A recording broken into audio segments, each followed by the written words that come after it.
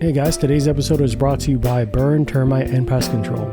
I first met Joe Burn on Full Frontal Nerdy Show and decided to give his company a try. They have been the best pest service I've ever had, from flexible scheduling, attention to detail, fair pricing, and everything you love about a small business. I highly recommend Joe Burn and Burn, Termite, and Pest Control. It's a family-owned and operated business with over 30 years of experience in termite and pest. You can reach Burn, Termite, and Pest Control at 321-297-7985. Once again, 321-297-7985. And let them know Bourbon and Bullshit sent you. Thanks, guys. See you next time. All right, guys, so we are back, and we are having a spirited debate about if rock climbers could fight real things. And I don't think they can. I honestly don't think any kind of athleticism. I think they can throw. They have grip strength, so they might not be able to let go. Yeah, but this guy that I'm referencing, I think a part of training for his rock climbing, and preface, if you guys try and look up a rock climber in Orlando, this is not a good human. All of them or just one? No, just this one guy that we were. I just need to know what looking biker up. But gang he also went to the. he was going to the gym outside of rock climbing and got pretty fucking jacked. I mean, yeah, but your upper body strength has to be nuts. Yeah. So this is like, you know who Alex Honnold is? That point, Kat, say it all out for the class. Strength doesn't mean you can fight. Do you know who Alex Honnold is? No. So he's the guy. He was the free solo guy. The what? Free solo, dude. If you haven't seen that, we're gonna fucking watch it. We're gonna set up my projector, and we're going to like watch it on a big screen. Going drive by that you have a projector to just watch movies. All right, guys, look up here. Yeah, exactly. So Alex Honnold, his movie was Free Solo. It's a documentary. He was the first person to free solo all of El Capitan in Yosemite, which free soloing is when you rock climb without any harnesses. Mm-hmm. And so he literally did all of like the El Capitan route without any physical support, which is literally just hanging on by your fingertips. Like literally fingertips. Cool. So avoid his fingers. I guess so. Yeah. That's gonna be. But don't get jabbed in the eye. But I feel like his wife is very happy. Is what John just motioned from the audience. So you said he's a piece of shit person, so maybe not. No. This is different. This is not. No. I thought we said all rock climbers in Orlando are pieces of shit. No. You said that. I was talking about one specific rock climber. They're not from Orlando, right? Alex Honnold? No. Yeah. Alex Honnold is a cool. super famous. Yeah, he's cool. He's great. Right. Shouts out Alex Honnold. Yeah. But you should watch the documentary. It's terrifying because he's hundreds of feet up in the air, just literally hanging on by his fingers. So he's also just shredded. So all jokes aside, I've seen those rock climbers like on videos, and I'm like, how the fuck? I know. Like, I'm a strong dude, but no. Like that. So they also there's a whole other body strength that comes to that. Yeah. They were like, people realized through observing him that he couldn't feel things. Like he couldn't feel fear. And in turn, he also couldn't experience normal relationships, like experience like emotion in normal relationships, because he kept like kind of running into walls in like his romantic and like interpersonal relationships. And so they did basically come to the conclusion that he was somewhat on the spectrum, but that like a part of like how he doesn't feel fear or doesn't experience love in relationships is partially related to being on the spectrum, but also like with the fear aspect is that he's just done so many extreme things that he just can't feel anything anymore because his like brain is just cooked. And I'm not saying that in a scientific way at all. No. No, that sounded scientific. But it's kind of the same way with like, again, this is not the, sorry, we're going to say something? No, I was going to say somewhere in there sounded like a great situation. And then, as you said, like everything in his life didn't really matter. That's where it went down. Whereas like, I can experience fear and I could push myself to every limit possible. It's like, that's dope. But I also don't give a shit about the things I should love. Yeah. That's less dope. 1,000. You don't have like, you can make the choice by action. Like there was a point in there was like, oh, that's awesome. And that's like so that's what I realized is like a pretty common thing with people that are artistic too, but autistic and neurodivergent is that they can't experience these normal things like love in a relationship. And so they literally have to just act it out. Like they have to pretend. Yeah. And like, it's really fucking wild. Like a lot of people will do normal things that like neurotypical people can do. But they're literally just like playing a game. Yeah. Do you know, I don't have any experience with that. The Nathan Fielder. Do you know who What's that is? That is a musician, right? No. No. Okay, I have no idea then. I've heard his name, but I couldn't tell you. So like Nathan for You. Couldn't tell you. Okay, Nothing. so there's a show or movie on some streaming platform. He learned how to fly a Boeing 737. Let's go. Just by himself? Specifically, This guy. Okay. and he's projected to be on the spectrum. But there's a lot of discourse about him like learning to do things because he can't do them. So he's like, what you're saying, basically. This isn't, but yeah, Nathan Fielder, interesting person. You should look him up. I don't know what you're gonna say. Oh, it's just reminding me of this. Reddit at late at night, we go down those rabbit holes of things, right? And they said, "Hey, tell us about." It was like a question for, presented to the thread. Tell us about a unique friendship or relationship that you didn't expect to be great. And this guy says, "I have a friend that I met at work that I found out can't have emotions. Like doesn't have emotions. He's like a sociopath. Like and it's not that he's a bad person. He just doesn't understand emotions. He doesn't understand why people get sad. To him, everything's very logical. So somewhere in the spectrum, but he described it as an inability to express emotions. And he said that at work he was going through some personal stuff, and whenever he needed help, that guy that he became cool with because he reached out to him and tried to connect with him was the best friend possible. He said, my mom was diagnosed with cancer, and everyone's like, oh, thoughts and prayers. I got out of work, and that guy, the friend from work showed up. He said, hey, so I've given you what I researched that you need about 24 hours or 36 hours before you get out of the emotional phase, so I can talk to you about some things. And he's like, oh, okay, what's up? He's like, so I found all the doctors in the surrounding area, and he came with like a spreadsheet of the best rated doctors from satisfaction from customers, from success rates, from everything. He's like, so I want to make sure that you were able to get in. I also want to make sure that they're covered by your mom's insurance. I'm assuming that your insurance might also be the same. So I have two different, and he came up with like a presentation.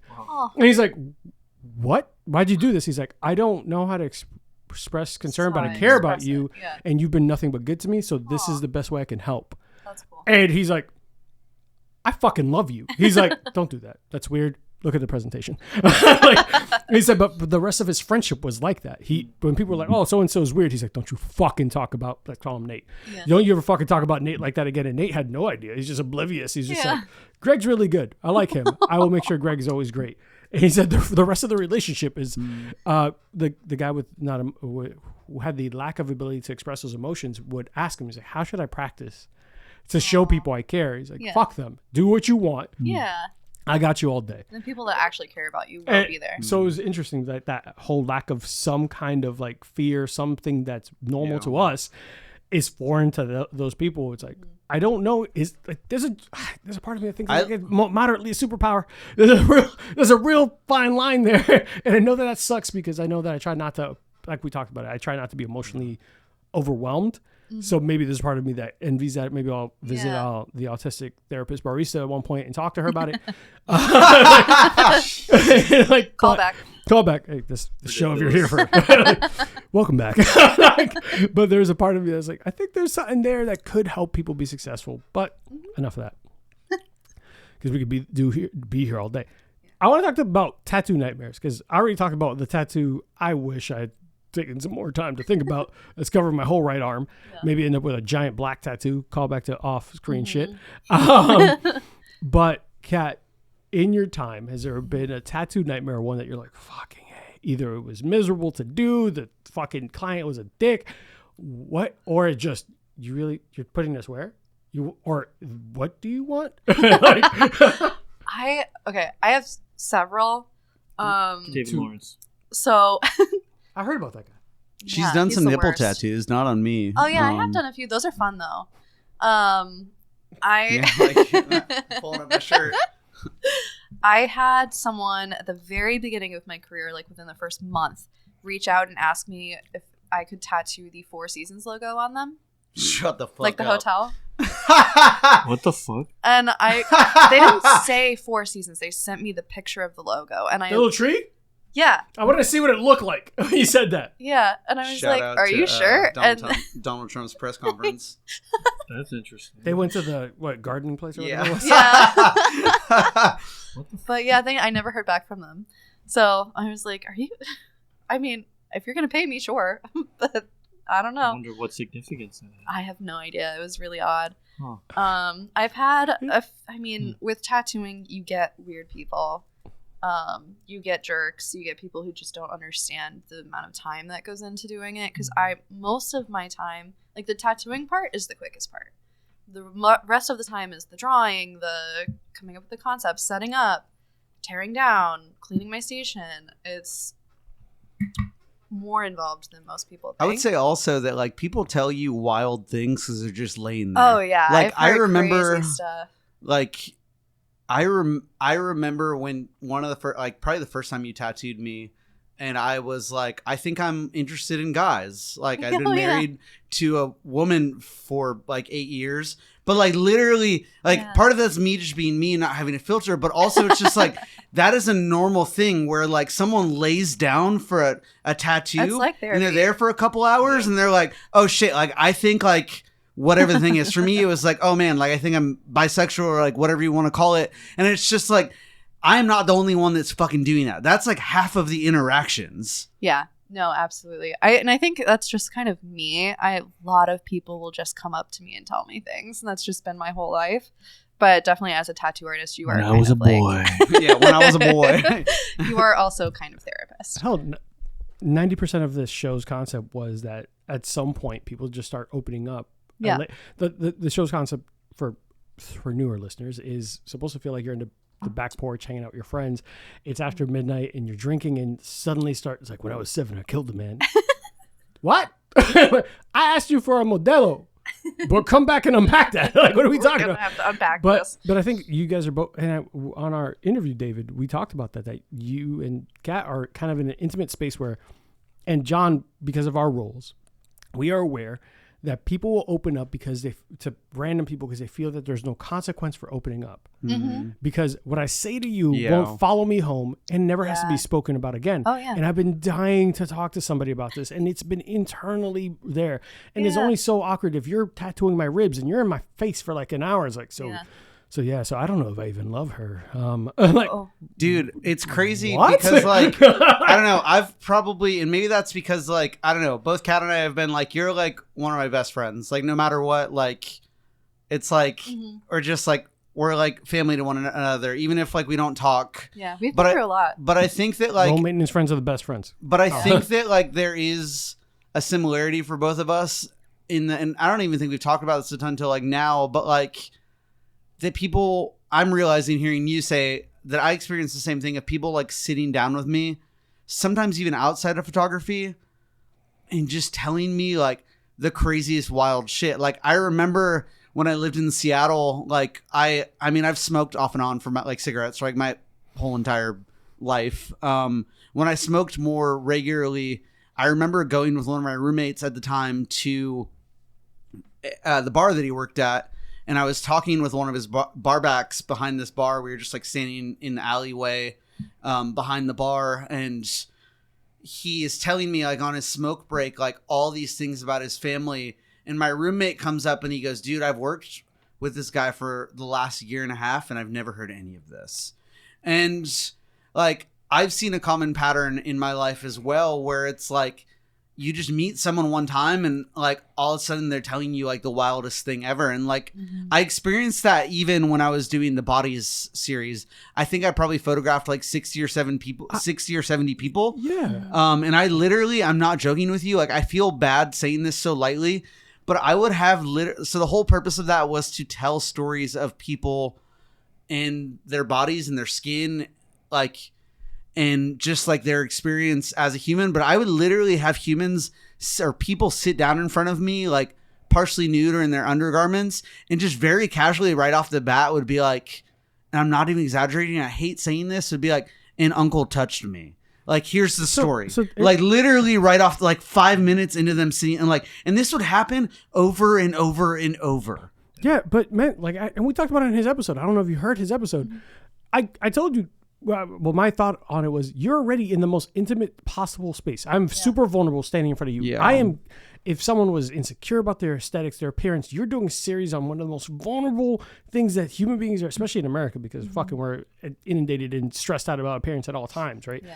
So if you're there in the most intimate, I'm super vulnerable with you already. I've already opened up. You're literally taking the thing I'm the most scared about sharing, and you're going to publish it. Yeah, I'm gonna tell you about my childhood, man. Yeah, true. Yeah. Because if anyone now, I crossed a bunch of lines with you. Yeah. You already saw like that nipple thing that I had that I thought was a growth, and I don't know what it is. Yeah, so now true. we're here, and I'm being light about it. I'm being Goddamn. light about it because we gotta humor here. Yeah. But the truth of it is that you're already seeing someone in one of the most intimate spaces, so it just feels natural. Like I've already opened up to you, and if I want to be natural in this photo shoot, you are now in this space where just you and I. And fuck, how much more vulnerable do you want to be? I'm half naked. Yeah, no, for sure. Like, That makes I'm sense. half naked. Yeah. And not only is it not dark, it's well lit. Oh, it's with very a well flash. Yeah, like, totally. Every contour is like, you can't Photoshop No. this. Yeah. So yeah, and same thing with someone like Kat, where you're tattooing, I'm right there, flesh to flesh with you. Oh, yeah. And this is forever. No matter what happens, we are connected forever. Oh yeah, which is really scary. Really think about the two spaces both of you are in. I have to be Yeah. very vulnerable for our photo session to go well, Yeah. right? Yeah. Because if not, those pictures would not come out great. That doesn't tell that story that you want to tell. I might open up to you and tell you about some shit that you shouldn't know about. But I never have to see you again, so it makes it easier for me to also tell you. Yeah. And I think And I too- pay you to spend time with you. Yeah, Like, I that's pay you true. both. I pay you both to spend time with you. So guess what? You're gonna hear this. I didn't hear this. I'm gonna be here in the next couple of weeks when I need another tattoo. No, I Right. need a therapy session. That And I involves think too, people are lonely, so having someone True. to tell things to is helpful. Yeah. No, I agree with you. There was Please expand on I was that. listening to this video about black men and barbers and how that's their therapist. Mhm. It was Schrumpert. He was a former basketball player from New York, and he talked about that. Yeah. Like he would tell his barber everything. Yeah. And for a lot of like minorities too, black and brown people, we go to the barber, and I'm bald now, so I don't go to the barber, right? But think about growing up in the community. Like mental health is not something that people really talk about. And, when you're low income communities or in the hood and you don't have access to that. So sometimes it could be a tattoo artist. It could be a photographer. It could be your barber. Your barber Yeah. that It could be your bartender. Your bartender that you tell some really intimate stuff to. Because you need to get it out. Like you're saying, people are lonely. Yeah. So they want that social interaction. Right. And that's maybe the only way they can get it out without necessarily being judged. Because also you can't go away.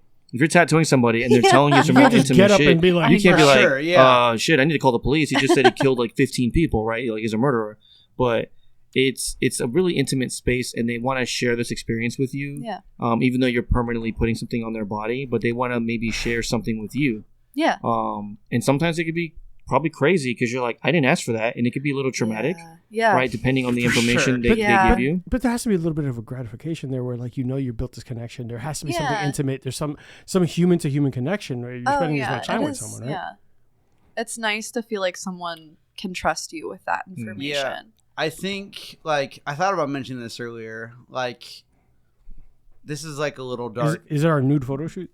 No. No. I actually have toned back a lot on the nude photo shoots, which is a whole other conversation. But I was talking about hours. yeah. but- okay. Oh yeah. I mean, dude, you wanna God, no. hang some dong? No, Like, God no. God God no. this There's full ween in the shot. God no. My fiance no. doesn't even want me selling feet pictures. Tell your story. Fair.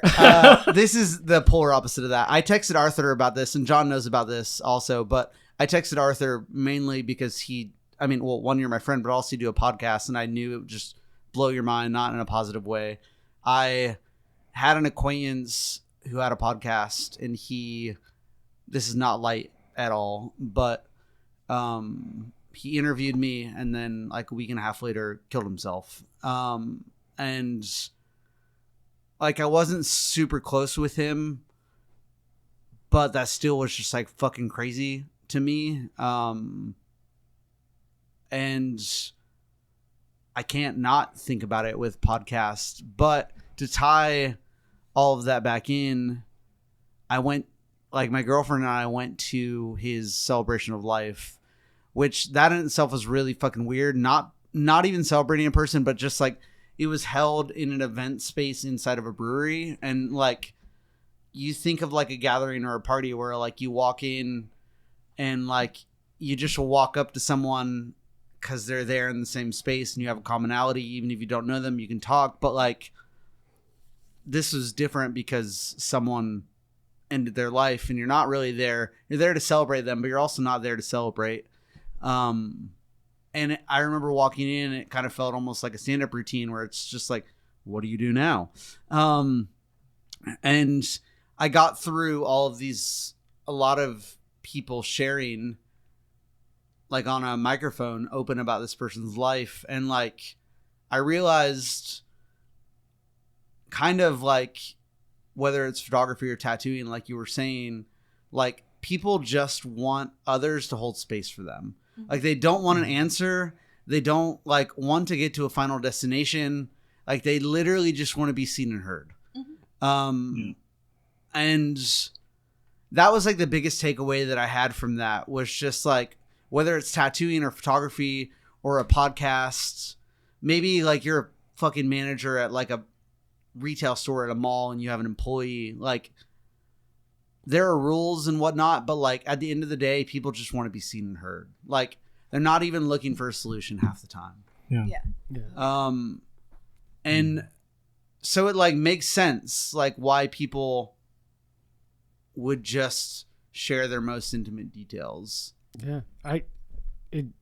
Sorry for your loss, and you know my thoughts are with the people, his family and everyone. I know we Mostly talked his and we family, connected. which is crazy. Yeah. And I reached out to you like, yo, you good? Like I waited a couple of days, and which in the most hoodlum way, yo, you good? You good, bro? Like, no, yeah, I 100%. I'm not afraid of like if he wanted a hug, he's like, yo, let's talk about it. Yeah. Fuck it, let's go. Yo, let's go drink. You want to cry? Let's cry together. I don't give a shit. We'll Yeah. do it.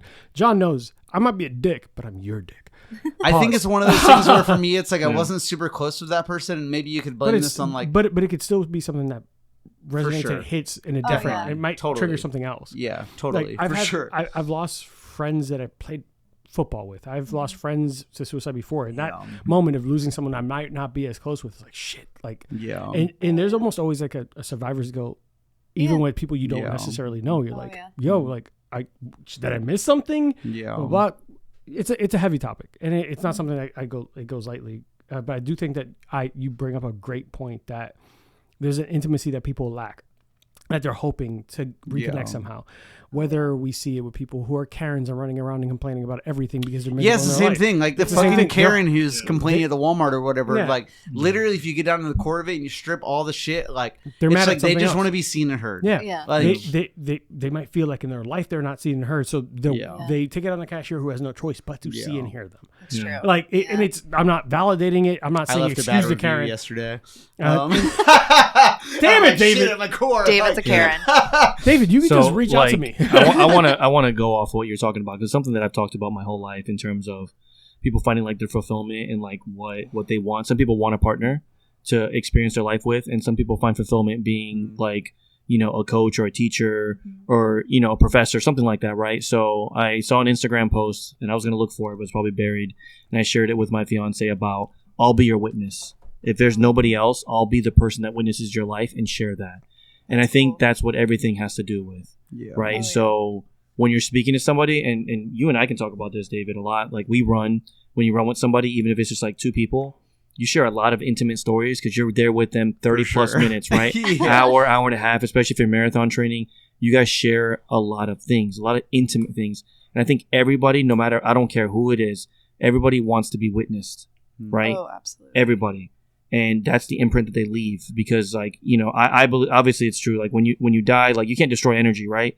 So it doesn't matter what you believe. When you die, you are there somewhere, whether you believe in heaven, whether you believe in reincarnation, or whether you believe in, you know, you're just around, right? So, but now your memories are also around because you're imprinted on that person, and now they're your witness on your life, right? And you're witnessing people, you know, in a very intimate space by tattooing them. And then David, you're witnessing them in a photography space, and they're literally imprinted in this picture forever.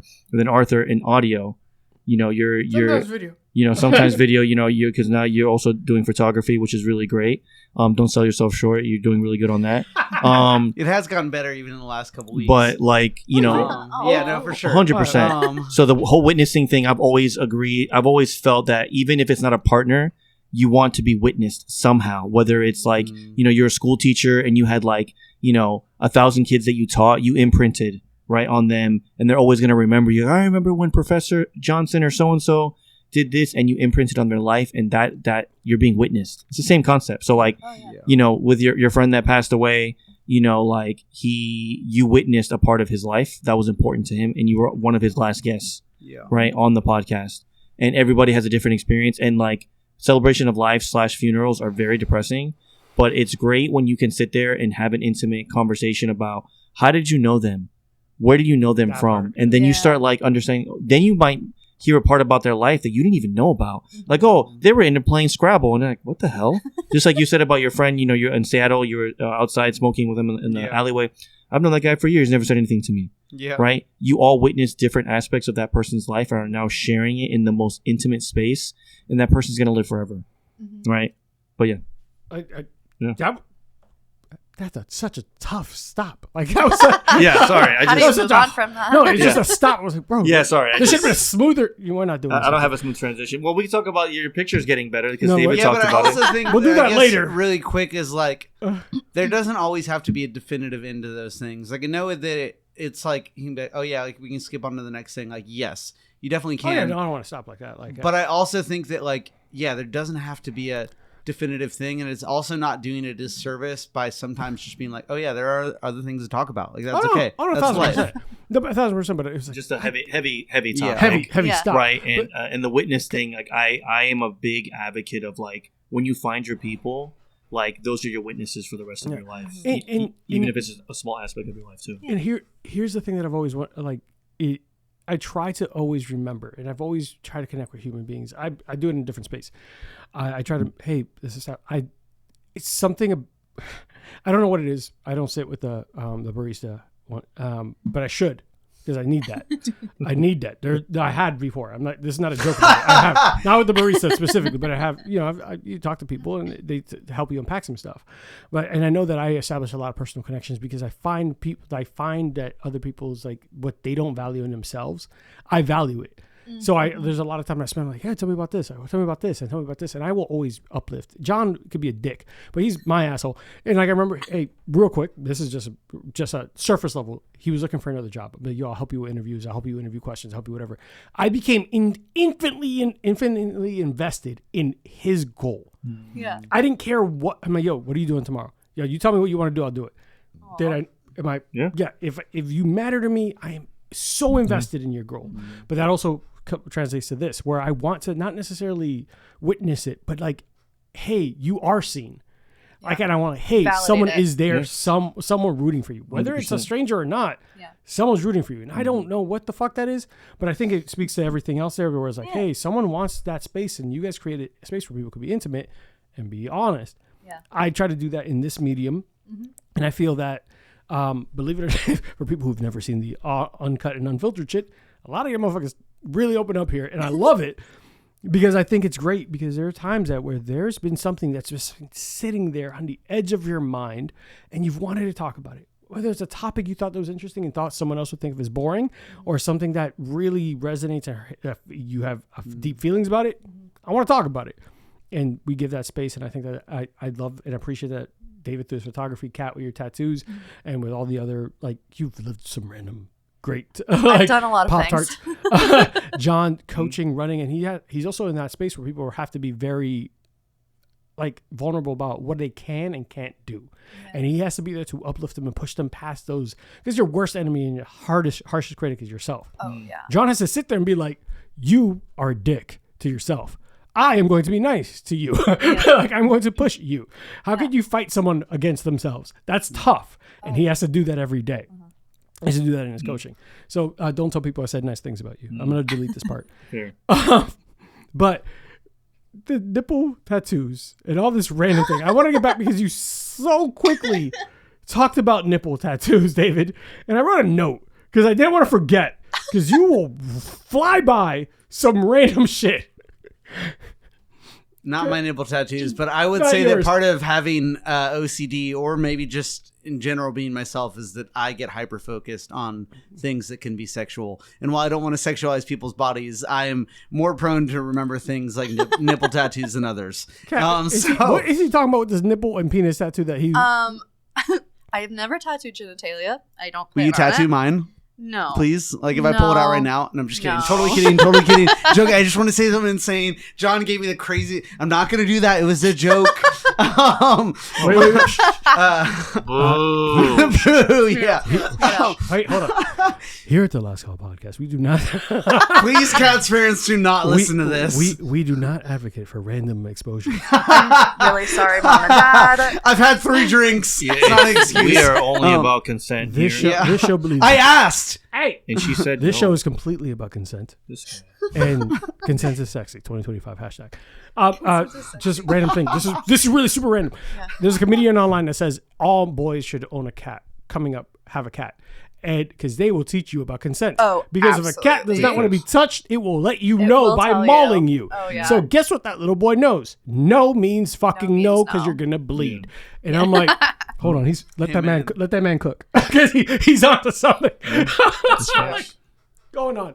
So tattoo nightmare, nipple. We like I think like Yeah. 17 minutes ago we were talking about tattoo We nightmares. did. What nipple tattoo is he referring to?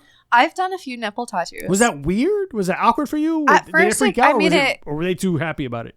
It can be a little awkward at first, just because that is such an intimate thing. Uh-huh. But they honestly were pretty easy to do, and they're always really cool. Especially like with women, it can be very hard to appreciate your body, and so putting a tattoo somewhere where you feel uncomfortable can make you appreciate it more. And so it felt pretty empowering to be able to do that for people. And they're just kind of cool. And if you don't like piercings, get a tattoo.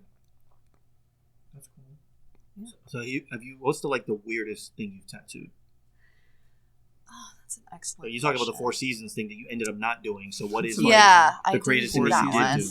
The craziest thing I have done.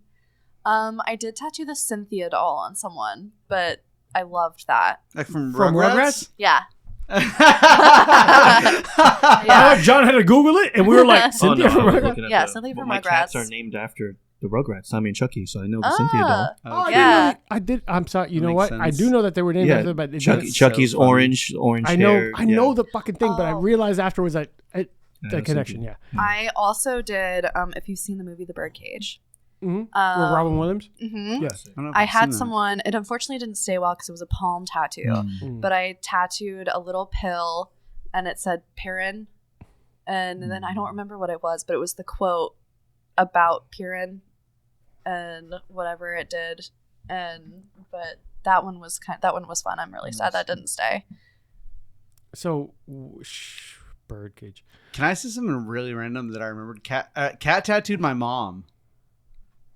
Do you remember this? Did I actually tattoo Yes, you gave her cat whiskers, and then it faded, which is not your fault. Oh. But cat tattooed my mom. Oh my Anyways, gosh. cute. Yeah, Where with I the forgot whiskers? about that till now. At her old studio. No, Yeah. like on her body. On her Like- finger. She got cat whiskers. Oh, Yeah. like so, She's a like cat Like person. the- like yeah. the index finger, Yeah, or like yeah. on the hand. I forgot about that. Oh, that's okay. Like on the hand. I see what you're Yeah. saying. Like Yeah. okay, so like a mustache. Kind Yeah. Of thing. Just Yeah. Go, hey, look, Yeah. The I got, millennial like mustache I got thing. whiskers. Yeah. Yeah. Oh, that's okay, so okay, funny. okay.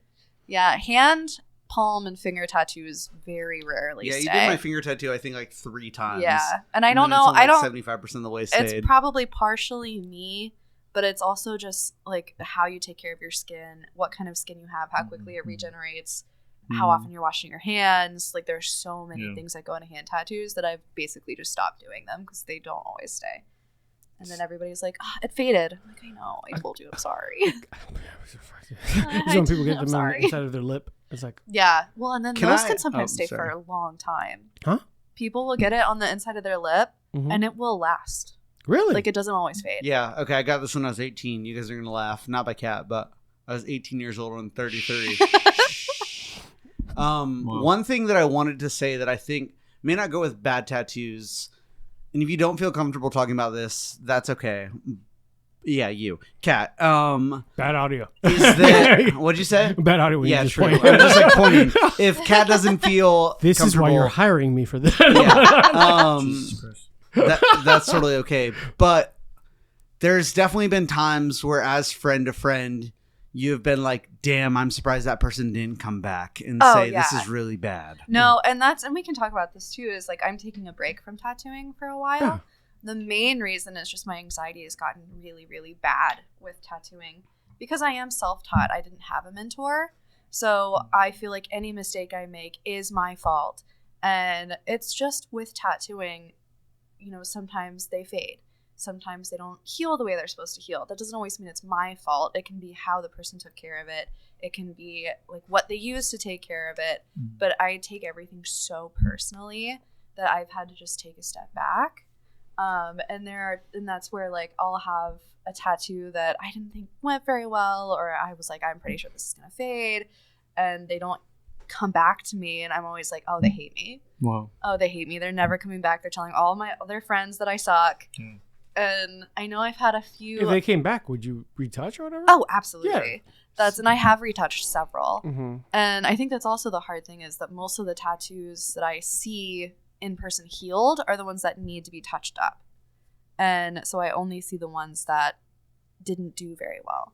But I think on the other hand, like Kat and I have talked about. Only see the areas of opportunity, not the wins. Well, Yeah. that's what I Because was if going. you don't hear from them, they went well. Yeah, and that's where I like was going to say that Kat and I have definitely talked about how, like, while my photography is not as permanent, like, I will send someone photos and never hear anything ever. And this same thought where I'm just like, they fucking hated me. I told you that Like, I love my photos. I don't remember that, but thank you. Fuck, I told you that day. I mean, you probably did. I'm sorry. I forget a lot of things. We'll fight John. Gosh, you should fight me now. But I will fight John, not you. You said you fought, so I'm gonna fight just John. listening. if I don't hear something from someone, I'm generally like, yeah, they fucking hated it. Yeah. Like, so I get that. And it's so with it being very permanent, it's Whole very other level. scary. I think it's also with all creatives, right? Like, It's I think, fair. Yeah. It's I think you talk to anyone who creates something, they hate their shit. oh, absolutely. I've been reading blogs and watching videos and talking like sculptors, all that. Like, I hate this work, and I put it in the back of a And it's corner somewhere. amazing. And someone's like, "What the fuck is this? This is amazing. You should Yeah. sell this." Like, that's trash. Like, can I sell it for you? And Right. somehow they make like $100,000 off of it. It's like, what? Yep. It's like someone wanted that. It's like, yeah, it was amazing. You're an idiot. Stop. Like, give me this shit. I know. Like, Yeah. I think everybody's hypercritical of their own work, right? Yeah. So, I like, think it's because you're comparing yourself. So who you mentor and who you idolize, not mentor. it could be, but also like you guys are saying, like it's permanent. So sometimes, like, I mean, I went back to my tattoo artist. I went back to Trevor. He has his own place called, I think it's the Glass House now. He's done 3 of my 4 tattoos. Is that in College Park? I think it is. You Yeah. do the butthole. He moved from like Ivanhoe area to there. What's it called? The Glass House. Okay. So Trevor did a few of mine. I went back.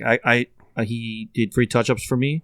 And he did like this. The nose healed weird for my cat that I have for my cat Gaga that passed away. He did this tattoo, and then the nose healed weird because I went on a 10-mile run the next day and I sweated through it. Right. Oh wow. That's literally on the list of not to do. As a tattoo artist, that makes I was me so sad the angry. last tattoo I and got, I that was couldn't on go to the me. gym So for I 2 never. I took a week off after all the rest of the tattoos that I got because Yeah. I sweat too much. Right, but this was like my first big. The one up here without the flowers. That was my first big tattoo. Mhm. Then my cat tattoo.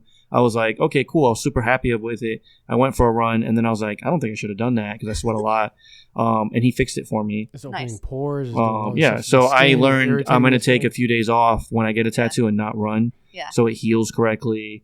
I can't do it. That's I've And- never done it. Technically, sorry. Keep Yeah. going. No, that's all I got. Like, so I can understand in terms of you're hypercritical of your work, Mhm. right? So like me as like a coach, I just started coaching and I do group coaching and one-on-one coaching. I'm about to have 2 athletes now, but I have 1 athlete before, and I was like, damn, if I don't program this person right, they're not going to get their goals and they're not going to come back, and I failed that person, Yeah. right? And then I feel like, shit, maybe I shouldn't coach, maybe I suck, right? So I understand the terms of like, damn, taking a little break. But what were you going to say?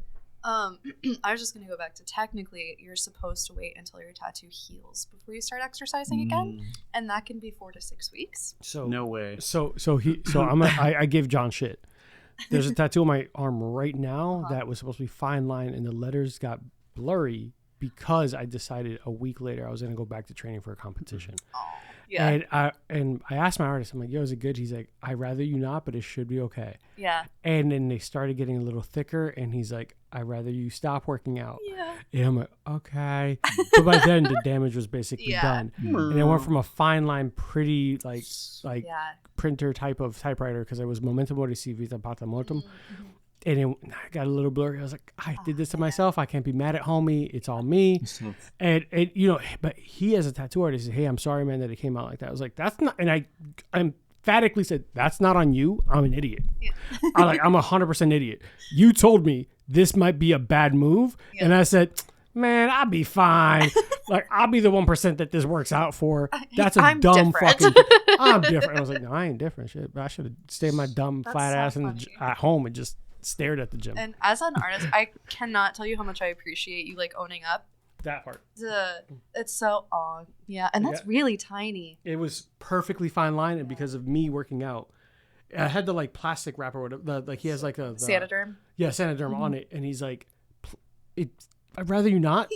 It's been a week. Like, I had a client. He also did this one, and that one I did not work out on during because of that. Nice. Because I learned from that, I was like, I ain't doing shit. Yeah. That's really good. I had a client who I tattooed them, and then at the end I was done, we were wrapping up, and she was like, yeah, I'm going camping tomorrow for like the weekend. We're gonna go swim in a lake. No. It's like, please don't do that. That's a lake. That lake is dirty. You're gonna get an infection. Never heard from her, so I hope it turned out well. I hope so. She never made it out the lake. She died. She's actually dead, Kat. I hate to break it to you. 4 to 6 weeks? That's crazy. Like, yeah. I took a whole week off. I talked to another runner that he had a bunch of tattoos, and he says, no, I take a week or two off from running. And I was like, damn, I'm in the middle of training for a race. So after I got the tattoo for my dad after he passed away, I took some time off because I did not want to mess it up. Yeah. At all. So I took like a week and a half, and then I was just very like, I would always just like wipe off. And that's like, you know? I totally understand, especially with my clients who are athletes. I'm like, I understand if this is your life, this is going to be really difficult. So if you have to, just do something that's not as intensive. Yeah. Maybe take like a rest. Would it be better to like clean it off as often as you can, or is it like no? Once the pores are starting to open up and the blood vessels pumping like that? I would say if you're going to heavily sweat, do not put like Sanaderm or plastic wrap on it. Wear like a loose cotton or something to cover it. Wrap. And then when you're done, clean it. And then you always want to let it dry out in between. You don't want to over moisturize. Yeah. And you don't want to under moisturize. Thanks. But that's, you don't want to trap all that sweat and stuff underneath the bandage. And then, Wow. David, you look like you were going to say something. No, I was just gonna say I'm a savage, and I should care more about the health of a tattoo. Oh, but like, I'm the worst. I literally will get a tattoo and run the next day. I don't like. I mean, didn't you like run to her and get a tattoo? Yeah, and then that was the whole thing. Hard one, right? Yeah, it actually looks really good. Yeah, it's great. Good job. Thank you. So your work still looks great. I mean, you did that. Thank you. And it looks fantastic. I actually had someone reach out over the weekend on Instagram, and just to tell me that they've gotten so many compliments. They got tattooed like a year or two ago, and that they love their tattoo, and they just wanted to let me know. And that's like one of the first times that's ever happened to me. You just gotta keep at it. That's so nice. That's one of the first times someone you have just a person out of the blue just reached out telling you that you're awesome. Well, he's a living embodiment of I awesome. know him. So someone that I don't really know. It's just like a random I think maybe it might also be like etiquette, like, and this is not the same thing, so forgive me. Somebody made you a really good fucking cup of coffee, right, at like a local coffee shop, right? Let's just say you just went that one time. Yeah. And like, damn, this coffee is really fucking good. And then just come back like randomly. Hey man, I was here 3 months ago and you made me like the best double shot tonic ever. Yeah. Thank you. Right. I like that. Like, so it could be that. Maybe they just don't know like how to come back and to say like, hey, this is a really good tattoo. I also have a thought on something. Yeah. And it's because we work customer service. John knows this. People are much faster to complain than they are to compliment. Absolutely. Big factor. Yeah. People will 100% go out their way to complain. But if complimenting you is a mild inconvenience, well, I paid them. It's fine. They're fine. Yeah, no. Yep. Bitch, I need words of affirmation. That's like, Come back in here. tell me I'm awesome. good. So like maybe just advice, like since I worked customer service for 21 years. Maybe set the expectation like, hey, I would like to know how the tattoo turns out in a few weeks. Can you like reach out? Maybe give me a Google review. Yeah. I think setting like that kind of expectation would help you build your confidence in your business because you do good work, right? Yeah. Like it looks great and you have told great stories about your tattoos and about your life and about your brand, Cat's Tats, and like having all these cats. Mm-hmm. And I would love for other people to see that. John's invested in the cats. I'm invested in you because you're a good person, right? Because you helped cats. And for me, when you help cats and you help kittens and you foster and you do that, that means that you have a good heart. That means you're a genuine person, right? So automatically, you could be a serial killer and you tell me you do that and you get like 50,000 points with me, right? So I want other people to see your work and to be excited about your work. I think you should just set the expectation.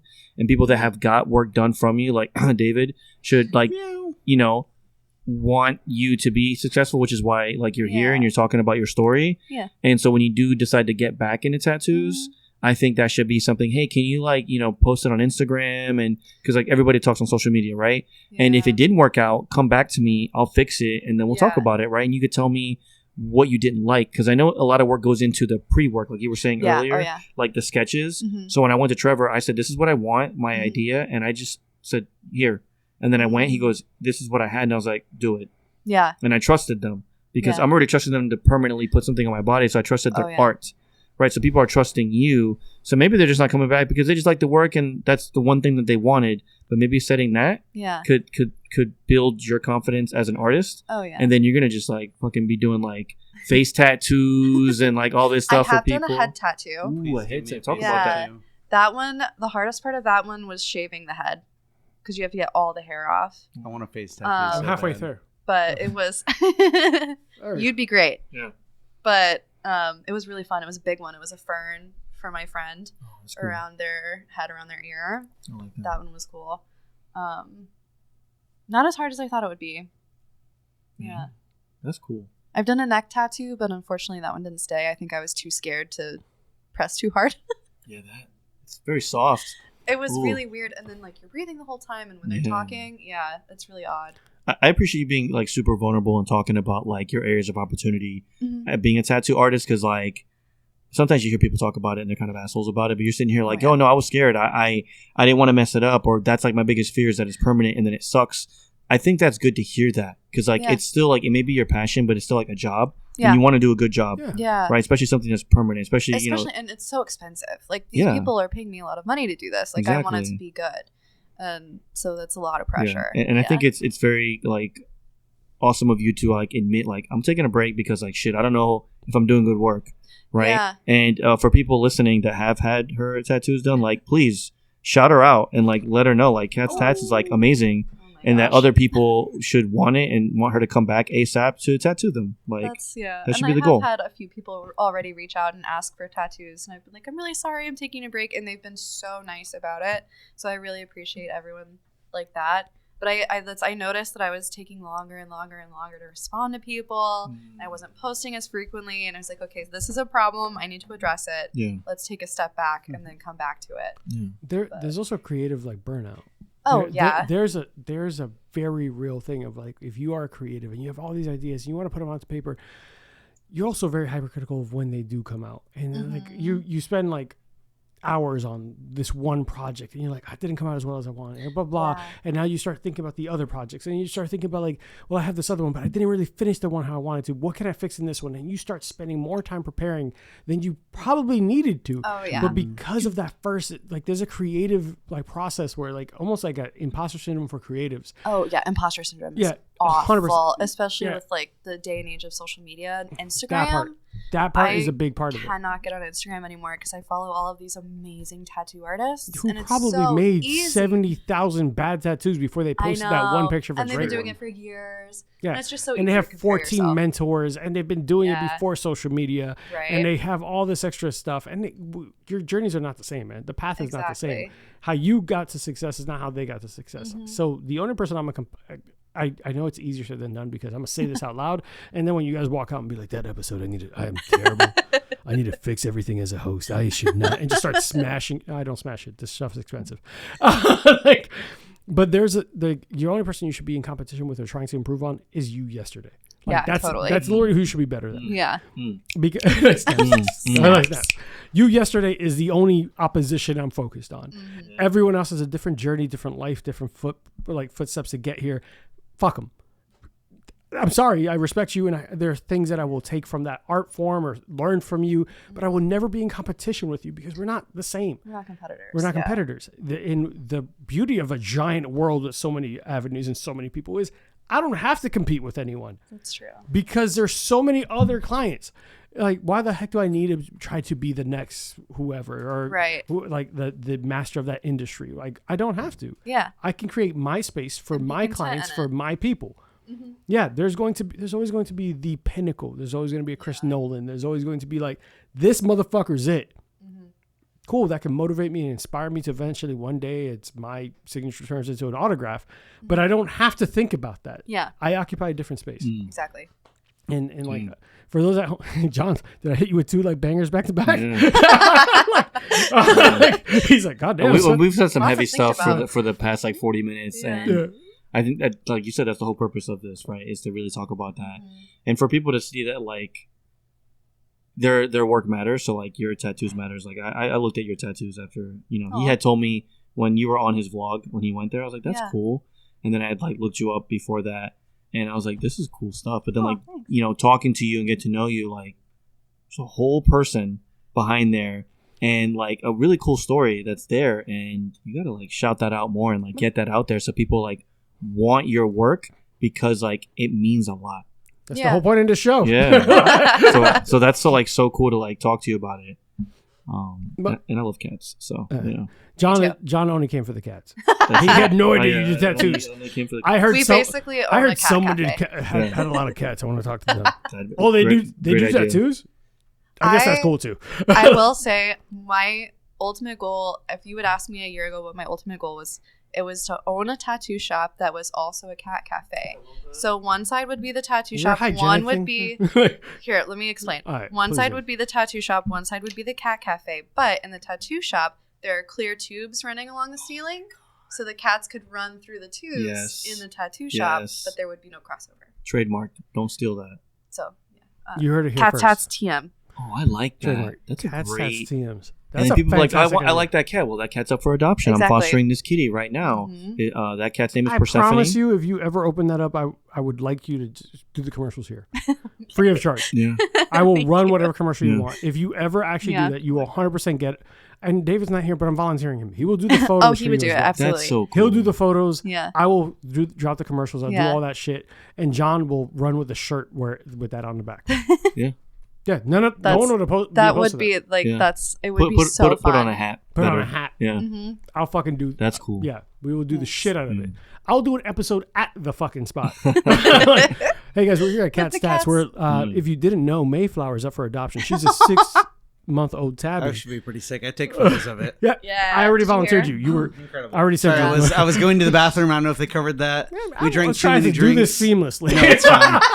We didn't bring it up at all. Honestly, I asked brought it earlier if up. I could pull my dick out for cats to tattoos. Okay, So there's nothing off limits. Unfortunately. So we already volunteered your photo. I'm doing a podcast, Incredible. and she's gonna have a commercial. And John and I will make sure to keep my stuff inside. Yeah, and please Yeah. do. We'd all appreciate It that. is I will wear a it was a hat joke. advertising. Yeah. John will be wearing a hat advertising it on every race, saying "Brought to you by Cat Stats." Yeah. You know what I realized is I bought this very expensive printer when I had this will make sense when I had my studio, I hope and I realized the other day that I can print on sticker paper. motherfucker. Make stickers. Like I need to make stickers of just everything. You can make stickers and like really sell that. I know. What are you doing? I didn't think of this till a couple days ago. Can you go do that right now? Can you leave? I mean, yeah, it's in my apartment. There you go. John was what? Yeah. God damn it, man.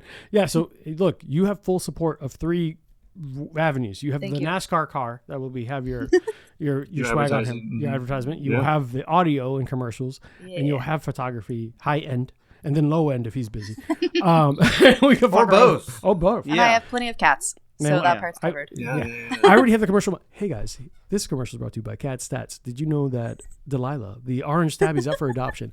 She likes belly rubs and tickling behind her ears. Catnip. And of course, she comes with her own toys. If you're interested in adopting Delilah, please see Cat Stats at catstats.com. Incredible. So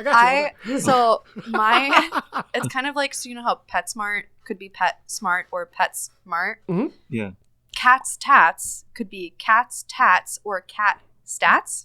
Ooh. So my website is Statistics of that. .com, but one of my pages is Cat Stats, just in case somebody Googled Cat Stats. I like that. And so I have pictures, if you want to look up my website, I have pictures of my cats with Cat Stats. Like fighting ranks and shit? Like what stats are we looking at? Tell me what the stats it's are. Like, I might have to, I hope it's like still yards up. per carry? Like what's happening? Mouse by hunt? Like I'm curious what the stats would be, because now I want to make up stats. Cat Stats. Okay. So this page is for those of you who are only interested in the cat stats. You're welcome. The average American household owns, let me start that over again. The average American household who owns cats own 1.78 cats. And I have my sources attached, so you can click that and check it out. This is fact check. We don't fuck around here. This is fact checked. Stats. At Cat Stats, we do not mess around. Mm-hmm. That is 630.34% less cats than my household. Oh my god. I never knew I needed cat stats like this. I need more stats. I need a separate podcast. I love it. I need more stats. That's so great. I'll give you one more. A group of cats is called a clouder. Oh. Which isn't really a statistic, but more of a fun fact. I'm about the fun facts.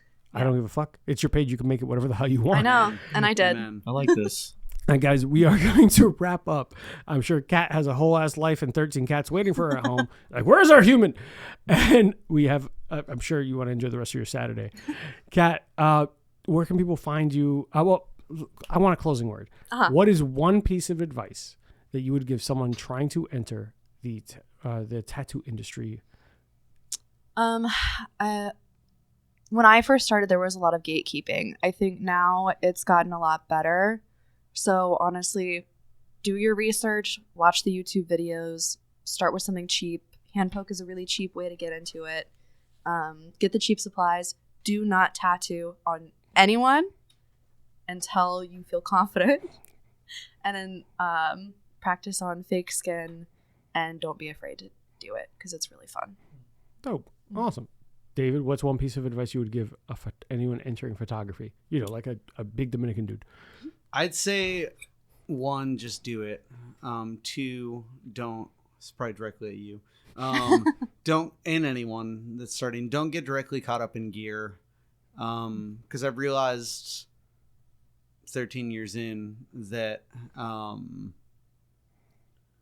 sometimes with photographing people, I'll just use old ass equipment, or I'll use a little point and shoot film camera that I got for free or $5 at the thrift store. And there's nothing special about that actual equipment beyond what I can bring to the table. I would encourage people to use their phones. I literally had to work in a museum this year. I had 20 pieces in a museum that were all done on my cell phone.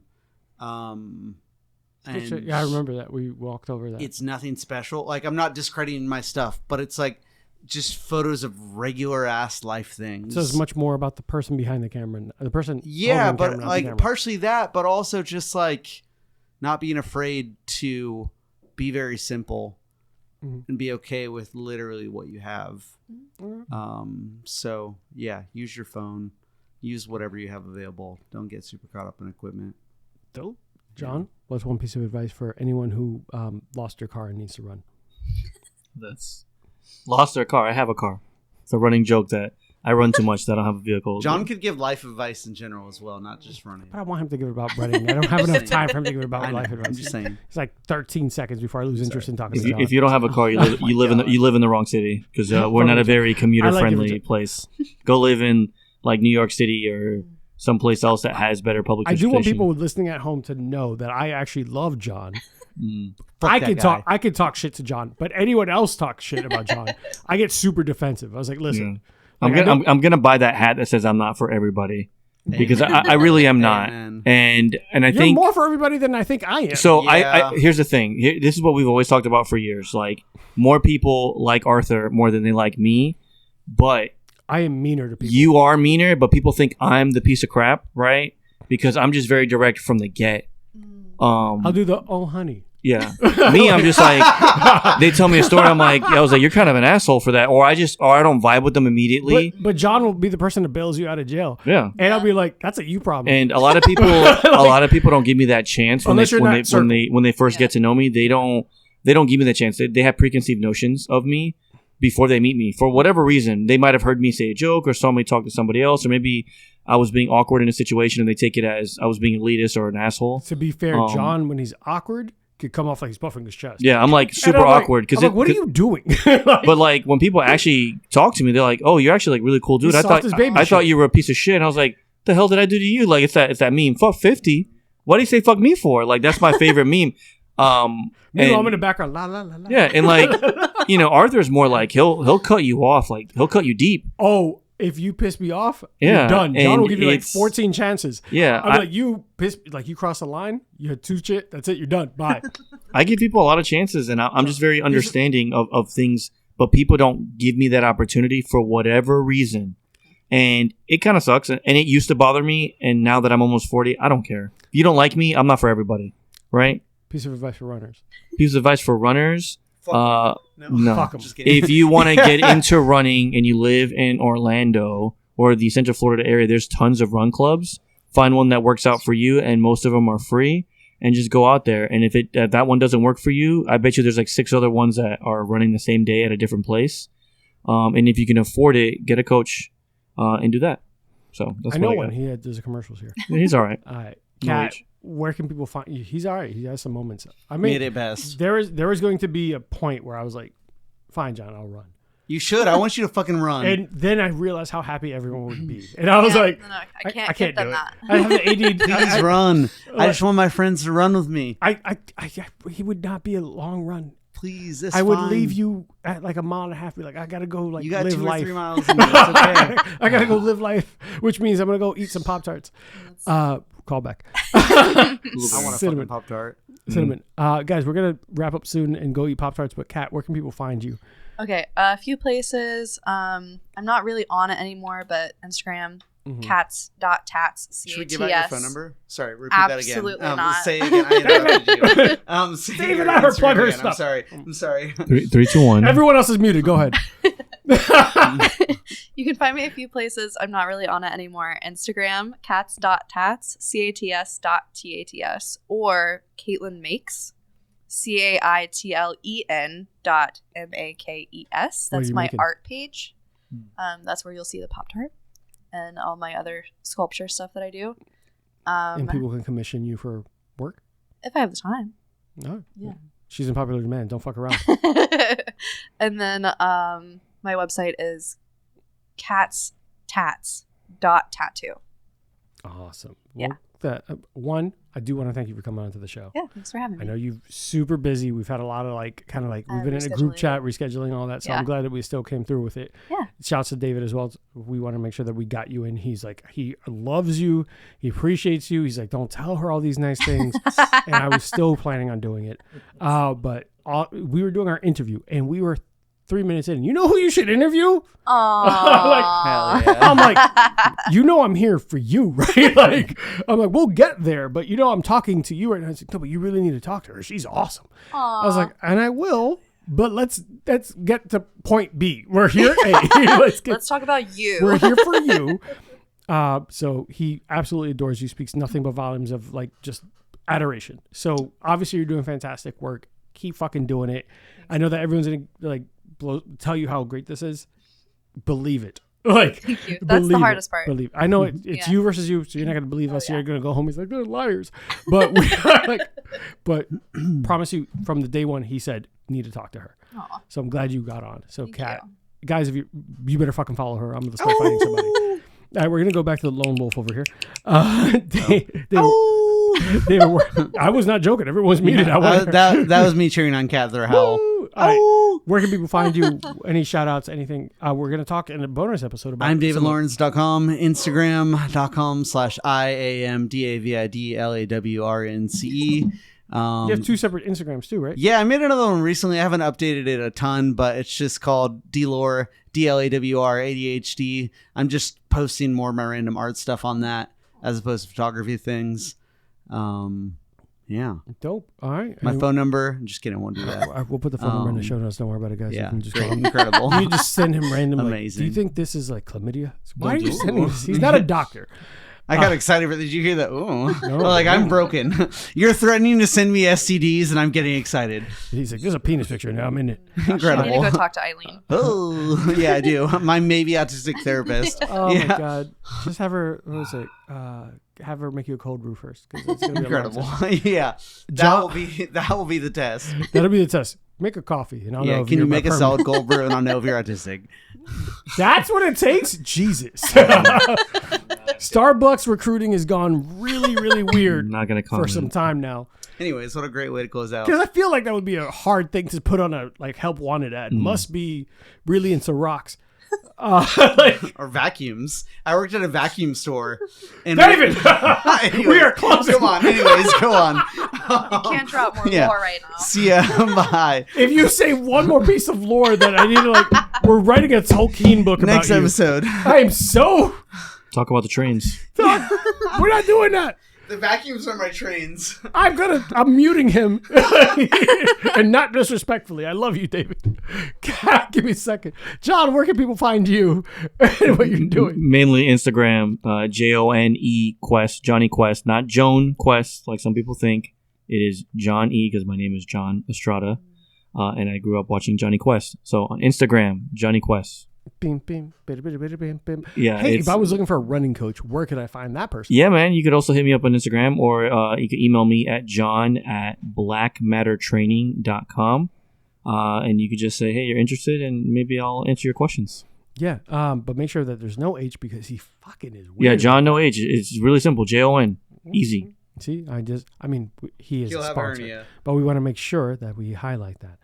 All right, guys, if you like what we're doing, hopefully you enjoyed the transition into the new title of the show and everything's been going on. Like, subscribe, share, 5-star review. It helps us. This is a labor of love. If you're enjoying it, make sure that you leave a comment. If you're not enjoying it, leave a 5-star review, because I'm still not going to listen to you unless you leave a 5-star review.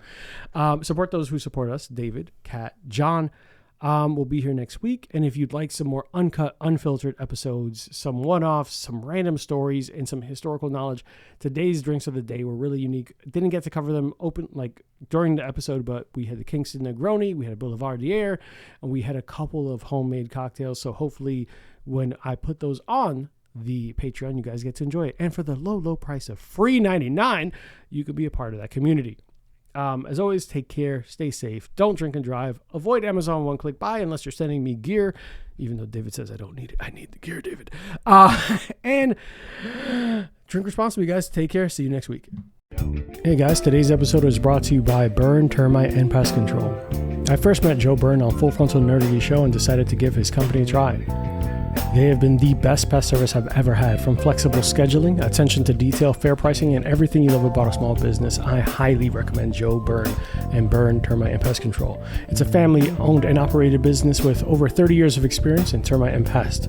You can reach Burn Termite and Pest Control at 321-297-7985. Once again, 321-297-7985. And let them know Bourbon and Bullshit sent you. Thanks, guys. See you next time.